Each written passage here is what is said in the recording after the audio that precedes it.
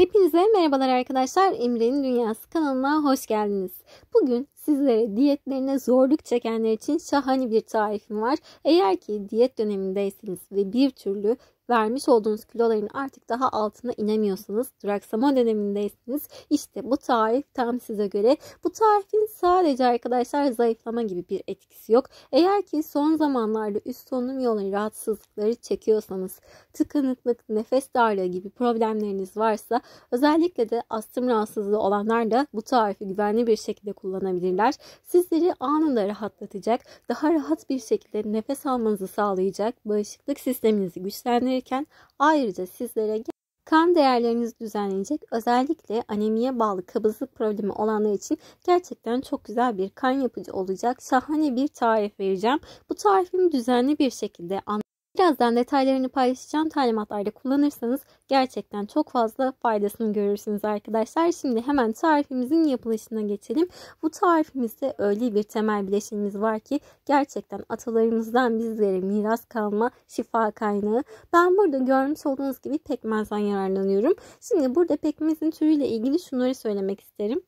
Biliyorsunuz ki hemen hemen her meyvenin pekmez formunu oluşturabiliyoruz. Ama bu tarifimizde niçin kullanacaksanız bu tarifi ona göre kullanacağınız pekmez türlerini sizlere hızlıca özetlemek istiyorum. Eğer ki kansızlık için bu tarifi kullanıyorsanız arkadaşlar, keçi boynuzu pekmezinden yararlanabilirsiniz. Ya da üst solunum yolları rahatsızlıkları için bu tarifi yine kullanıyor oluyorsanız anız pekmezi gerçekten çok işe yarıyor. İsteyenler dut pekmezi de kullanabilir, üzüm pekmezi de kullanabilir. Hepsi kendi aralarında arkadaşlar özel gerçekten çok güzel yetenekleri var. Ama benim tercihim, eğer ki kansızlık için kullanacaksanız keçi boynuzu pekmezi bir tık daha iyi olacaktır sizler için. Şöyle görmüş olduğunuz gibi ben pekmezimden hemen hızlıca bir tavanın içerisine aktarıyorum. Yaklaşık 4 kaşık kadar pekmez şu anda aktardım. Burada arkadaşlar vermiş olduğum ölçüleri tabii ki de bir sabahta yiyip tüketmeyeceğiz. Bunu buzdolabında muhafaza edebilirsiniz. Normal mutfakta muhafaza edebilirsiniz. Bu tarif o yüzden diğer tariflere göre birazcık daha pratik bir tarif. Bir kere hazırlayıp bunu saklayarak çok güzel bir şekilde sizler de evinizde sağlıklı, şifa ve zayıflamanın bir arada olduğu çok güzel bir tarif hazırlayabilirsiniz. Şimdi pekmezimizin içerisine burada görmüş olduğunuz gibi E vitamini kaynağı, sizlerin bağışıklık sistemini düzenleyen, özellikle kabızlık problemleri olanlar için kabızlık problemlerini giderici tabii ki de zeytinyağı ilave ediyoruz. Zeytinyağının da arkadaşlar şöyle 3 kaşık oldu ve hemen hızlıca dördüncüyü de aktaralım. 4 kaşık kadar zeytinyağını pekmezimin içerisine aktardıktan sonra tek yapmanız gereken şey bunları güzelce karıştırmak. İyi bir şekilde arkadaşlar pekmez ilk önce zeytinyağıyla karıştığında gördüğünüz gibi birazcık yoğunlaşıyor. Birazcık daha böyle balığa doğru viskozitesi artmış bir görsel oluyor. Bunu iyice karıştırarak pekmezi yağ ile doyurmanızı sizlerden rica ediyorum. Bu tarifte tabii ki de kullanmış olduğunuz zeytinyağının organik bir zeytinyağı olmasına özen gösterelim. Şöyle görüyorsunuz iyice pekmezimiz yoğunlaştı. Bayağı yoğun bir forma girdi. Şimdi burada arkadaşlar çok önemli bir işlem yapacağız. Bu işlemi yaparken çok dikkatli olmamız gerekiyor. Pekmezimizle zeytinyağımız iyice karıştıktan sonra burada bu karışma aşaması gerçekten çok önemli. Çünkü ne kadar çok karıştırırsanız o kadar güzel bir şekilde pekmez zeytinyağını moleküler bir şekilde de arkadaşlar aralarına güzel bir bağ oluyor. Çok güçlü bir forma dönüşüyor. Bayağı yoğunluğu artıyor. Burada yoğunluğun artık artmaya çok başladığı dönemde hazır demektir bu tarifimiz, ama bunun için tabii ki de şöyle yoğunluğu sürekli arttığı için ben plastik kaşıkla değil artık bir tahta kaşıkla devam edeceğim. Çünkü oldukça yoğun bir forma geldi. Görmüş olduğunuz gibi kendisini bayağı doyurdu. Şimdi hemen ocağa geçiyoruz. Kahve gözünü arkadaşlar en kısık şekilde bunları biraz ısıtacağız. Burada kesinlikle çok kızgın göze koymayın. Çok sıcağa koymayın.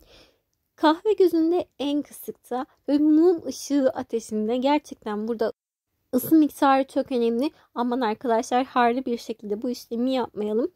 Pekmez biliyorsunuz ki tek başına gıda olarak kullanıldığında da ısıtılabiliyor. Baldaki gibi herhangi bir problem olmuyor. Aynı şekilde zeytinyağında ısıtarak kullanabilirsiniz. Şöyle ufak ufak baloncuklar çıktığı anda hızlıca arkadaşlar ocaktan aldık. Şu anda tava kendi sıcak olduğu için direkt bunu kendi haline bırakmayalım. Karıştırıp bir soğutma işlemi yapalım. Burada tabii ki de karıştırmak çok önem kazanıyor. Aksi takdirde tavanın kendi sıcaklığıyla pekmezimiz yanmaya devam edebilir. Bu da istemediğimiz bir durum. Ben şimdi daha fazla bu bunda kalsın istemiyorum. Hemen şöyle görmüş olduğunuz gibi arkadaşlar kavanozun içerisine aktaracağım. Dediğim gibi bu vermiş olduğum ölçüler zaten en baz alarak aldığınız kısımda birebir ölçüler. Yani bir kaşık pekmeze bir kaşık zeytinyağı ölçüsüyle de bunu hazırlayabilirsiniz. İsterseniz bir kavanoz pekmeze bir kavanoz zeytinyağı ölçüsüyle de hazırlayabilirsiniz. Bu benim yaz kış buzdolabına tuttuğum en sevdiğim tariflerimden bir tanesi. Çünkü soğuk algınlığı, halsizlik hissettiğiniz zaman da hemen etkisini gösteriyor. Eğer ki diyet dönemindeyseniz, özellikle arkadaşlar diyetlerde kabızlık problemi herkesin başının derdi. Burada aslında es geçtiğimiz, pek dikkat edemediğimiz noktalardan bir tanesi acaba kansızlık problemimiz var mı? Çünkü kansızlık problemi kendini pek çok bünyede kabızlık olarak gösterebilir. Bizim küçük çaplı olan kansızlık problemimizi en güzel çözüm beslenme programımızı yapacağımız değişikliklerdir. Onlara da arkadaşlar şöyle hazırlamış olduğumuz bu kürümüzden sabahları aç karnına bir kaşık bundan yemek kaşığı ölçüsünde tükettikten sonra yanında arkadaşlar ılık bir bardak limonlu su tükettiğinizde emin olun hem bağırsak hareketleriniz düzenlenecek, hem halsizlik, yorgunluk hissiniz gidecek, hem de kan değerlerinizde çok güzel bir yükselme olacak. Özellikle kırmızı kan hücrelerimizin, eritrositlerimizin gerçekten kendisini vücudumuzda biliyorsunuz dönem dönem yeniliyor. Bu dönemlerde düzenli bir şekilde bu kürü uyguladığınızda çok güzel bir artış yakalayacaksınız. Yine kış aylarında üst solunum yolu rahatsızlıklarının en sık görüldüğü, gripin, soğuk algınlığının çok olduğu, özellikle karlı günlerin yaklaştığı şu günlerde arkadaşlar bu tarifle bağışıklık sisteminizde çok rahat bir şekilde evde güçlendirebilirsiniz.